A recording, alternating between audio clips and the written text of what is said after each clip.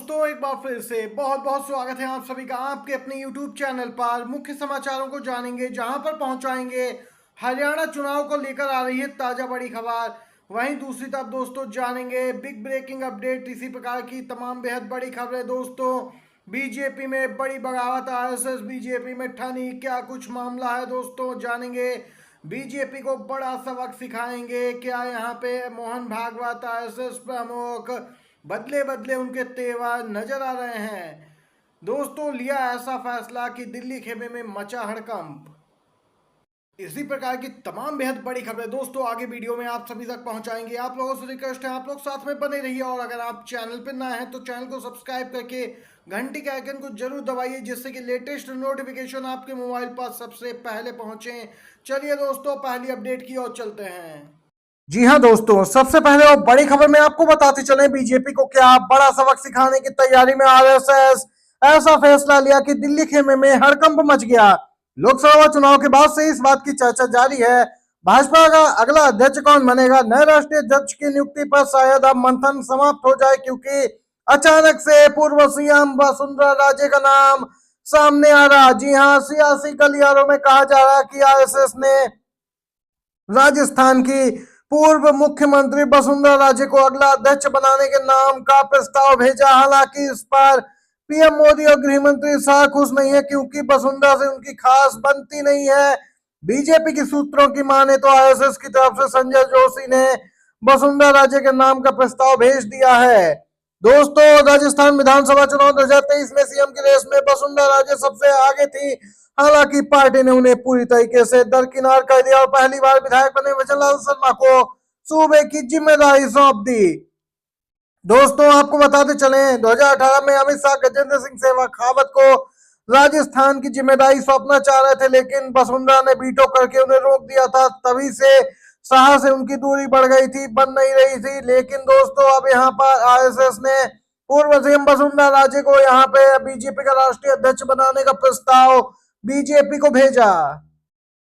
दूसरी तरफ दोस्तों इस समय की ताजा बड़ी खबर निकल के आई है, बिग ब्रेकिंग न्यूज यहाँ पर जो आ रही है उसमें बीजेपी को बड़ा झटका लगा है। आपको बताते चले क्या कुछ अपडेट है। दोस्तों दिल्ली यूनिवर्सिटी चुनाव रिजल्ट 21 अक्टूबर को होंगे जारी, नतीजे लेट आने की क्या है वजह। दोस्तों पूरी खबर बताते चले, दिल्ली विश्वविद्यालय छात्र संघ चुनाव के रिजल्ट में देरी हो सकती है।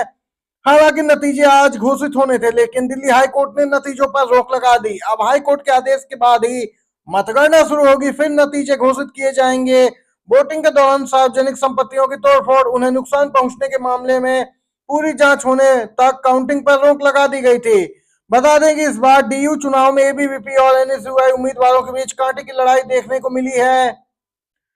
गौरतलब है दोस्तों एबीवीपी पिछले 10 साल से काबिज है। पिछले साल भी एबीवीपी ने अध्यक्ष पद समेत तीनों पोस्ट पे कब्जा जमाया था। वहीं वाइस प्रेसिडेंट की पोस्ट एनएसयूआई के खाते में गई थी। इस बार दोस्तों यहाँ पर एनएसयूआई की बड़ी जीत हो सकती है, लग सकता है झटका एबीवीपी और बीजेपी को।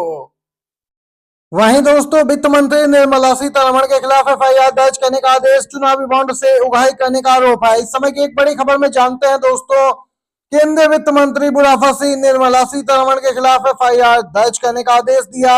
उनके खिलाफ चुनावी बॉन्ड के जरिए उगाही करने का आरोप लगाया गया। बेंगलुरु के एक विशेष लोक अदालत ने इस शिकायत पर सुनवाई करते हुए वित्त मंत्री के अलावा दूसरे कई नेताओं के खिलाफ एफआईआर दर्ज करने का आदेश दे दिया।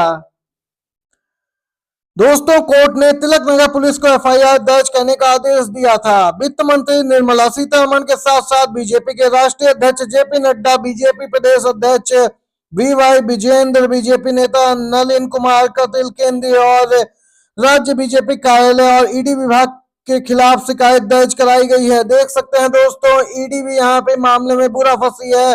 निर्मला सीतारमण के खिलाफ एफआईआर हुई है। इस समय की ये ताजा अपडेट निकल के आ रही दोस्तों, बिग ब्रेकिंग न्यूज हरियाणा से है। हरियाणा चुनाव में करारी हार को देखते हुए दोस्तों क्या पीएम मोदी ने हुक्म का इक्का यानी चुनाव आयोग को मैदान में उतारा। आपको बताते चले क्या कुछ अपडेट आ रही।